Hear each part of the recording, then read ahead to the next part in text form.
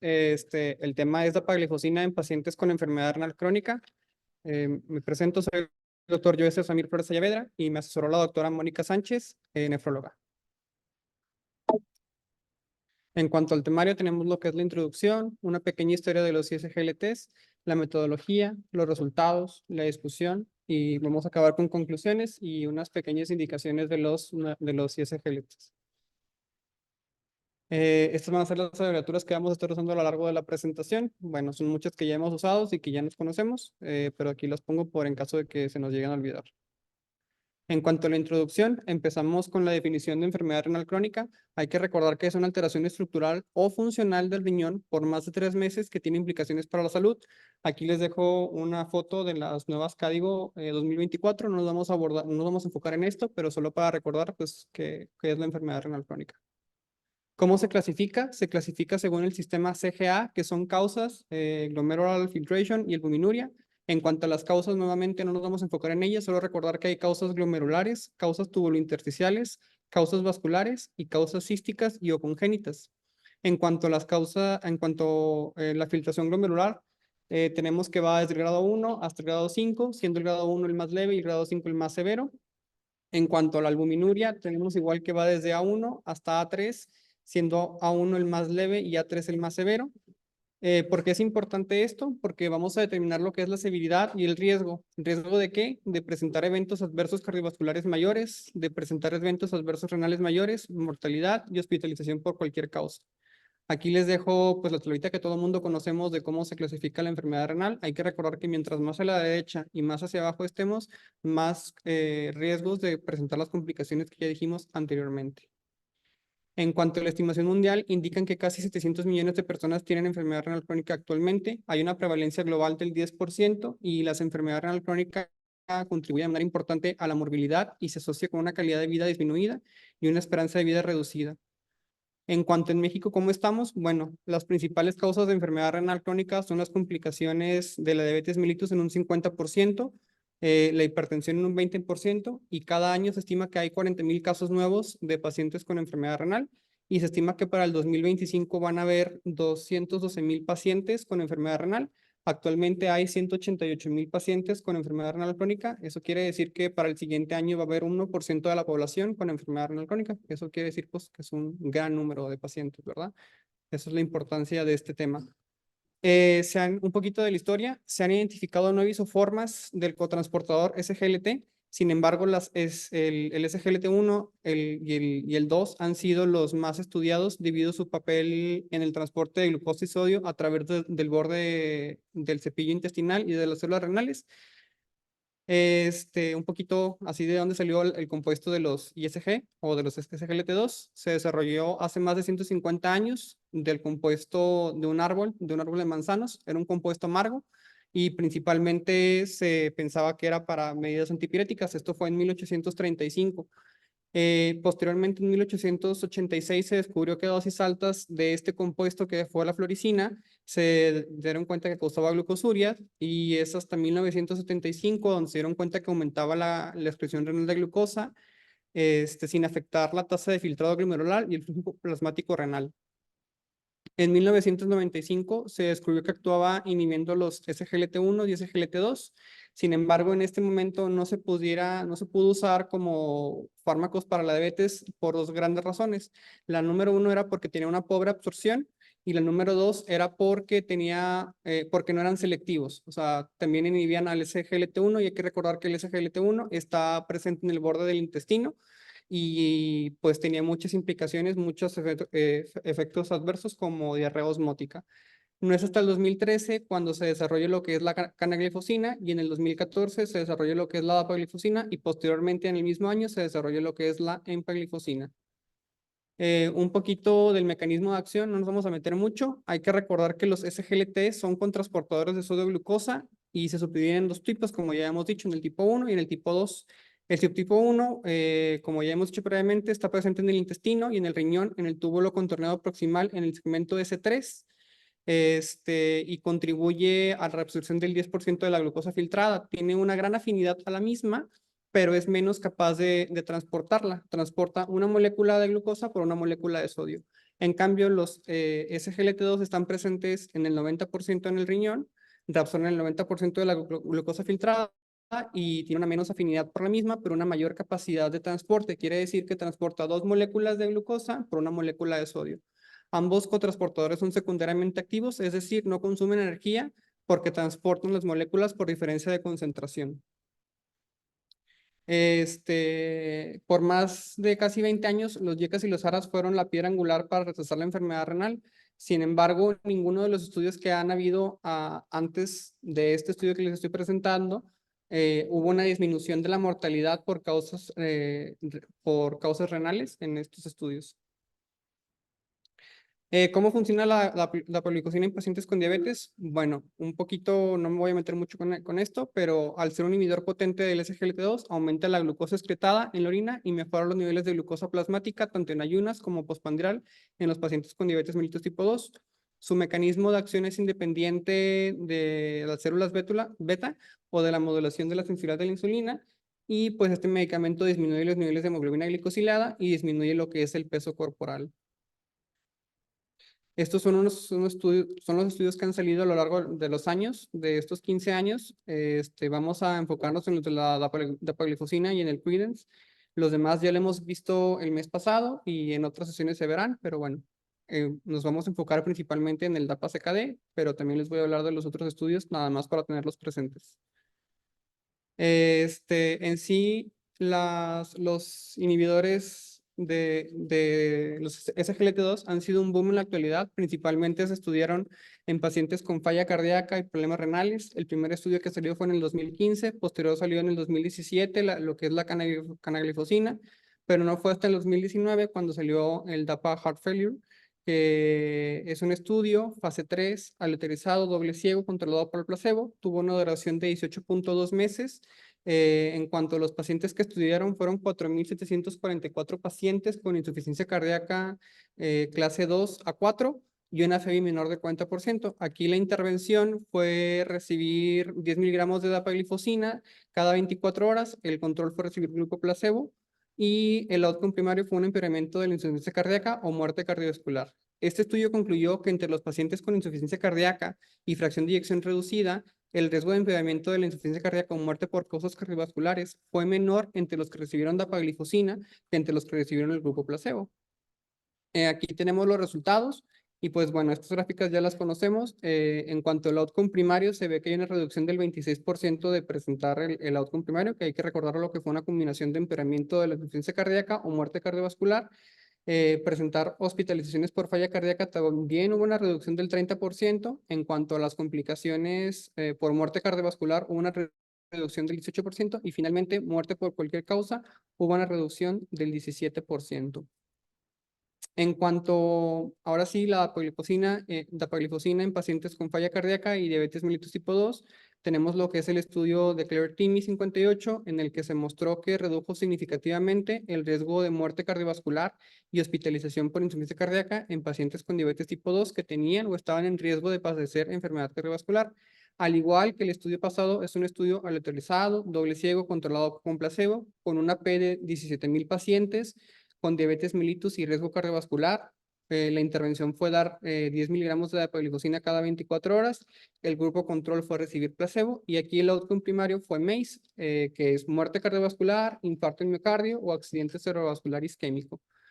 En sí las gráficas pues todas son iguales, pero bueno, aquí lo que nos está diciendo este estudio con estas gráficas es que en la primera pues es el muerte por causas cardiovasculares, se ve una disminución del 17%. En cuanto al MACE y la muerte por cualquier causa, si se fijan, hay el intervalo de confianza cruza el 1. Quiere decir pues que pues queda en duda de si es importante o no este medicamento en estos pacientes, pero lo importante o lo que se me hizo padre de este estudio fue los compuestos renales, que si se fijan, el compuesto renal lo determinan ellos como una disminución del 40% en la tasa de filtrado glomerular y enfermedad renal terminal o muerte por causas renales, y hay una reducción del 34% versus el placebo. Entonces, pues se logra ver cómo poco a poco estos estudios van viendo cambios en los desenlaces renales. En cuanto a la hipoglifosina con diabetes mellitus y enfermedad renal, está lo que es el estudio de ERIF. Este estudio evaluó la eficacia y seguridad de la hipoglifosina frente a placebo en pacientes con diabetes mellitus tipo 2 e insuficiencia renal moderada. Al igual que los pasados, es un estudio fase 3, doble ciego de grupos paralelos. El grupo de pacientes fueron pacientes con diabetes tipo 2 con control inadecuado, catalogados con hemoglobina glicosilada de 7 a 11, con enfermedad renal moderada, catalogada como un estadio 3A. La intervención, al igual que los pasados, fue dar dapagliflozina 10 miligramos cada 24 horas. El control fue dar placebo y el outcome aquí de este estudio fue un cambio en la hemoglobina glicada a las 24 semanas. Y pues bueno, nos muestran sus gráficas. Estas gráficas parecieran ser un poquito diferentes a las pasadas, pero es como si fuera una forest plot volteada. ¿Sí se acuerdan de la forest plot? Más adelante vamos a ver una. Este es el intervalo de confianza. Si cruza el valor, pues quiere decir que no está a favor del uso de la dapagliflozina o que está más a favor del grupo placebo. Aquí se ve en la primera gráfica cómo hay un cambio en la hemoglobina glicada, pues el grupo placebo, que es el puntito negro cerrado, se ve que no hay un cambio. En cambio, pues en la dapagliflozina sí hay un cambio en la hemoglobina glicada. En cuanto al peso igual, hay un cambio a favor del uso de la dapagliflozina. En cuanto a la glucosa plasmática en ayuno, igual. Y por último, en cuanto al cambio en la presión arterial, está a favor del uso de la dapagliflozina. Ya por último, antes de llegar al estudio que quiero mostrarles, tenemos lo que es el Quidens. Este estudio demostró que la administración a largo plazo de la canaglifosina confería protección renal y cardiovascular en pacientes con diabetes mellitus tipo 2 y enfermedad renal. Al igual que los pasados, es un ensayo clínico aleatorizado, doble ciego, controlado con placebo, multicéntrico. Este estudio evaluó a 4.401 pacientes con enfermedad renal y diabetes mellitus tipo 2. La intervención fue dar 100 miligramos de dapagliflozina. El control fue grupo placebo y el outcome primario fue enfermedad renal terminal, una duplicación de los niveles de creatinina sérica o muerte por causas renales o cardiovasculares. Y pues aquí tenemos sus gráficas que podemos ver. Aquí no se ve. Perdón. Bueno, se alcanza a ver ahí. El outcome primario, los desenlaces renales, muerte por cualquier causa, y podemos ver cómo todos están a favor del uso de la canaglifosina. Y bueno, pues aquí lo más importante de estas gráficas son los eventos renales, ¿verdad? Que podemos ver cómo la canaglifosina tiene una protección conforme, versus el grupo placebo. Y pues bueno, hasta aquí quiero hacerles una pausa en la presentación y quiero dejarles esta analogía. Está algo extraña, pero pues hay que meter algo diferente a la medicina, ¿verdad? Estos instrumentos se catalogan como madera. Yo sé que el saxofón es un metal, pero dentro de la orquesta es una madera porque salió del clarinete. Entonces, algo extraño, ¿verdad? Es así como yo quise hacer una analogía en cuanto a los inhibidores de SGLT. Salieron de las floricinas, que primeramente salió de la corteza del manzano, pensando que iban a usarse como medidas antipiréticas, pero 150 años después nos damos cuenta que no son para eso y que funcionan para algo totalmente diferente. Al principio dijimos, funciona muy padre para enfermedad cardíaca y poco a poco lo hemos ido adaptando a otros tipos de enfermedades, a diabetes, a diabetes con hipertensión, a diabetes con falla cardíaca, pero nunca hemos visto nada más que eso, ¿verdad? Entonces, el siguiente estudio que les tengo habla sobre eso. ¿Qué pasa con los pacientes que tienen enfermedad renal y no tienen diabetes? Es el primer estudio que sale sobre esto, salió en el 2020. En cuanto a los datos de la publicación, fue publicado en septiembre del 2020 en el New England Medicine, tiene un factor de impacto del 53.48. El autor principal fue Hidon Lambert Herspink. Y no estoy seguro si siga funcionando el QR, si no les paso el artículo después. En cuanto al diseño del estudio, fue un estudio igual que los pasados, multicéntrico, aleatorizado, doble ciego, controlado con placebo, patrocinado por AstraZeneca. Fue prepublicado. Esto es importante en los estudios que vamos a estar viendo, que están prepublicados. ¿Qué quiere decir que están prepublicados? Que cuando ellos hagan su protocolo lo manden y digan, esto es lo que queremos hacer, esto es lo que queremos buscar y esto es lo que queremos publicar. Para que cuando hagan todo el proceso no vaya a haber cambios a favor de lo que ellos encontraron, porque muchas veces puede decir, ah, no encontré mi outcome primario, pero me encontré con los subgrupos que puedo hacer esto otro. Y pues ese no es el objetivo, ¿verdad? Ese no era el objetivo de tu estudio. Entonces eso es lo importante de buscar que los estudios sean prepublicados, ver que el estudio principal concuerde con el último que se publicó. Este estudio sí cumplía con esas características, entonces por eso se me hizo un estudio bueno para presentarles. Se llevó a cabo en 386 lugares, en 21 países. Su fecha de inicio fue en el 2017 y su fecha de término fue en el 2020. Tuvo una media de 2.4 años. Este estudio estaba previsto para que fueran 3.8 años. Se acabó antes por consejos del Comité de Ética, debido a que se dieron cuenta que los pacientes que recibían dapaglifosina pues tenían una mejoría y pues decidieron acabarlo a los 2.4 años. El objetivo de este estudio fue evaluar la palifosina en pacientes con o sin diabetes mellitus y enfermedad renal crónica. En cuanto a la pregunta pico de este estudio, fueron 4.304 pacientes con tasa de filtrado de 25 a 75 mililitros por minuto y una relación de albúmina creatinina en la orina de 200 a 5.000 miligramos. La intervención fueron 2.152 pacientes en recibir 10 miligramos de dapaglifosina. El grupo control fueron 2.152 pacientes de recibir placebo y el outcome primario fue una combinación de una disminución sostenida de la tasa de filtrado estimada de menos del 50%, enfermedad renal terminal o muerte por causas renales o cardiovasculares. En cuanto a los criterios de inclusión, fueron mujeres u hombres de 18 años al momento del consentimiento, una tasa de filtrado de 25 a 75 mililitros por minuto en la primera visita, haber presentado albuminuria de 200 a 5.000 miligramos en la primera visita y haber estado recibiendo la dosis máxima tolerada de Yecawara durante 4 semanas previas a la visita, que en ese momento pues era el estándar de tratamiento en los pacientes con enfermedad renal, ¿verdad? En ese momento.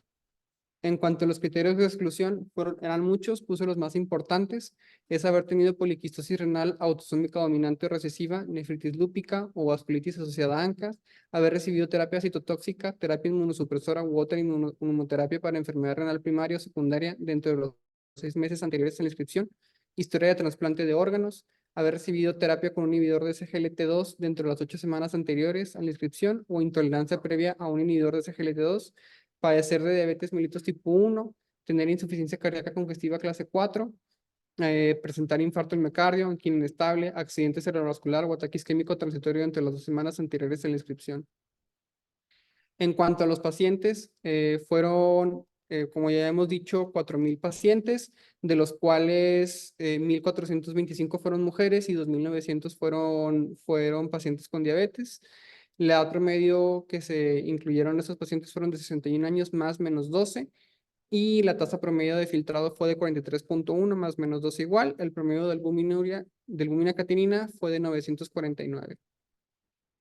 En cuanto al outcome primario, hay que recordar que fue una disminución sostenida en la tasa de filtrado de al menos del 50, enfermedad renal terminal o muerte por cualquier causa. Se presentó en 9.2 de los pacientes con dapaglifosina y en 14.5 de los pacientes que recibieron placebo.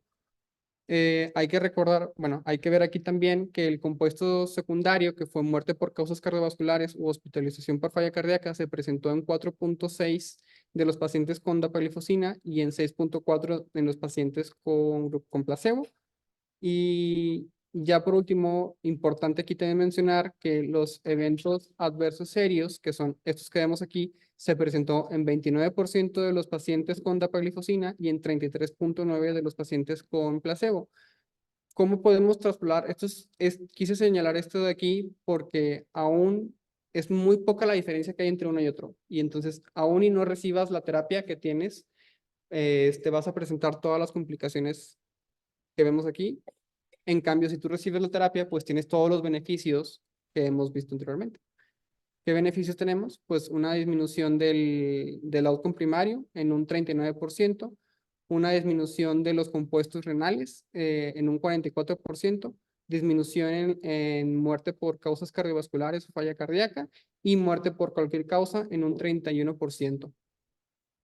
Algo importante en este estudio fue que el número de pacientes que necesitaron tratamiento durante el periodo del ensayo para prevenir un evento del outcome primario fue 19 pacientes. Es algo similar al número necesario a tratar en la vida real. Entonces, pues se necesitaron 19 pacientes del estudio para prevenir un outcome primario. Es algo importante.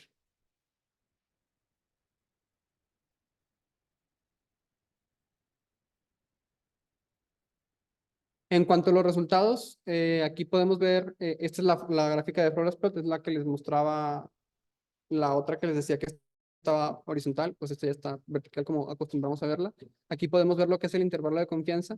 Se dividió por subgrupos y podemos ver cómo todos los subgrupos no logran tocar lo que es el intervalo de confianza que fue de 95%, solo logra tocarlo la subpoblación de Asia. Esto quiere decir que la intervención está a favor de que se utilice dapaglifosina. Podemos ver cómo en el grupo de los pacientes que no contaban con diabetes, les va un poco mejor en comparación a los pacientes que tienen con diabetes. Entonces, pues es el primer estudio que evalúa pacientes no diabéticos o que no sufren diabetes. En cuanto a las conclusiones, los participantes con enfermedad renal crónica con o sin diabetes tipo 2 que fueron asignados aleatoriamente a recibir dapaglifosina tienen un menor riesgo de presentar los outcomes primarios. Los SGLT2 son los primeros medicamentos que se han estudiado en pacientes con enfermedad renal crónica sin diabetes mellitus tipo 2. Este estudio confirmó que hay una alta morbilidad en pacientes con enfermedad renal crónica y a diferencia de otros estudios, este demostró una menor mortalidad en pacientes con enfermedad renal crónica con o sin diabetes y el uso de la dapaglifosina. Hay una menor tasa de hospitalizaciones y de muerte por causas cardiovasculares. Y ya por último, un poco de las indicaciones actuales de la dapaglifosina o de los ISGLT2. Es para, bueno, actualmente lo utilizamos para mejorar el control glucémico en los pacientes con diabetes mellitus tipo 2, siempre y cuando lo complementemos con dieta y ejercicio. Para reducción de eventos cardiovasculares adversos importantes, se hace infarto y miocardio, accidente cerebrovascular en pacientes con diabetes mellitus tipo 2 y enfermedad cardiovascular establecida. Para disminuir el riesgo de pacientes hospitalizados y muerte por insuficiencia cardíaca. Para reducir el riesgo de la disminución de la tasa de filtro glomerular y hospitalizaciones en pacientes con enfermedad renal crónica con riesgo de progresión, para mejorar los resultados cardiovasculares en pacientes con falla cardíaca y actualmente está aprobada por la FDA en el tratamiento de la insuficiencia cardíaca en cualquier espectro de la FEBI que tengamos del paciente, para falla cardíaca reducida, para falla cardíaca preservada y para falla cardíaca moderadamente reducida. Y bueno, no sé si tengan alguna duda. Esta es la bibliografía y muchas gracias.